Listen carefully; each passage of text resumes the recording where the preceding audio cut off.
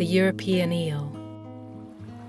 You're very long and you look extremely strong. Are you all muscle? Particularly in my later stages of life, I really developed those super muscles because I've got a long way to go in my journey for migration, for spawning. And do you have fond memories of being a glass eel, or did you prefer being an elver? I think I probably preferred an elver. You're a bit more sort of like based in one place. You've got your comfortable surroundings where at that glass eel stage, there's so many things that can go wrong with your journey. I mean, it's 4,000 miles as a glass eel, can you imagine? It takes me nearly 2 years to get to the UK shores. You don't have any scales, but you are a fish, aren't you? I'm very much a fish. I'm occasionally mistaken for a snake because obviously I wriggle quite a lot. But yeah, I'm very slimy. It means I'm really nicely protected and people can't catch me very easily. And birds can't catch me too easily either. Are you more of a long distance swimmer or a 100-metre sprinter? Well, it depends on part of my life cycle that I'm in, because when I'm a tiny little larvae, I'm in it for the long distance. And when I'm a fully grown adult getting ready to go back to spawn, again, it's the long distance going back to where I started from.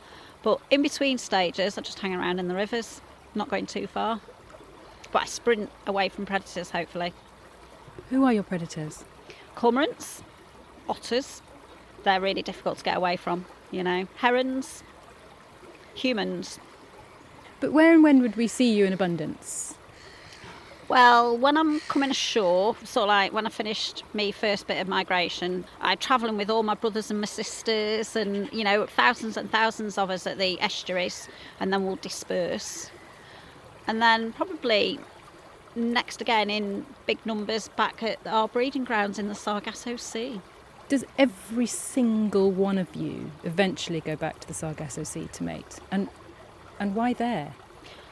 Well, we only get there if we've not been eaten in the meantime, obviously. It's a nice place, the Sargasso Sea. It's lovely. So it's some distance to travel from the UK, but it's well worth it. We just like it, and lots of our mates are there, and you can choose who you like. Do you mate for life? Not really, no. Like all other fish, females will lay the eggs and then the males will fertilise afterwards, so there's not really mating as such. And then after we've done that, we die. How many young do you expect to produce? A few hundred, a couple of thousand maybe, if I'm lucky. What would you say is your best feature? Well, I've got a really good sense of smell because I've got 4 nostrils. Why do you need a good sense of smell? Because I've got really rubbish eyesight. Because the water I live in is quite murky. You imagine in the sea, in the rivers, particularly some of the state of our rivers. Eyesight's not really important, but having that good sense of smell is, then I can smell my food, so I know where it is. What is your food? Well, as a little thing, I might only just eat a bit of algae and other little larvae and stuff like that. But as soon as I start getting a bit bigger, I'll eat some of the freshwater mini beasts, little mayfly nymphs and case caddisfly nymphs. And then as I get a bit bigger, I'll just eat lots of fish. You have extremely sharp-looking teeth. If we were to come across you when we were swimming or walking across a river, would you be tempted to bite us?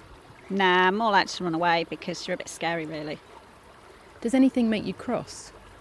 Yeah, state of our rivers and our seas. We spend a lot of time travelling in the seas to and from our spawning grounds.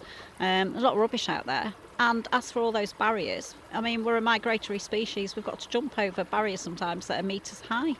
I'm a fish. How do you think that's going to happen? Have you ever left the water and tried dry land for a while? Yeah, I mean, sometimes you've got to, because if you're stuck at a bit of a river, because these big barriers, these old weirs that aren't used anymore, then sometimes we have to, take a diversion. We'll use ditch systems. We'll sometimes go across fields, as long as it's a bit dampness. But we can do that for about 24 hours, stay out of water. Which animal do you fear the most? I think it's got to be the otter. They've got very sharp teeth. And herons have got that sharp beak as well. And as much as I try and wriggle out of it and wrap myself around, hoping they're going to drop me, I quite often lose out to them. Would we miss you if your species disappeared altogether? Yep, definitely. I mean, I'm critically endangered as it is, because there used to be billions of us and now there's only millions of us. People want to eat us in that glass eel stage, so we don't even get a chance to breed. That'll knock on effect the herons, the cormorants, the otters. What's not to like about eels? I mean, we're lovely. Is there any other animal in the river or the ocean that you admire? Well, flasher kingfisher. They're beautiful birds and, small enough not to bother with me, to be honest. So, but you can admire that flash. If you had a message for us, what would it be? Think really carefully about your environment, where we live. Stop making a mess of it. Our rivers are in a terrible state in some places. Too many barriers there that we don't need anymore. We can either get rid of them or give me a nice little ladder and keep our oceans a little bit better. People need to stop dumping the rubbish in there. It'll be a better place for us. And stop eating us. Stop eating us. Stop eating us.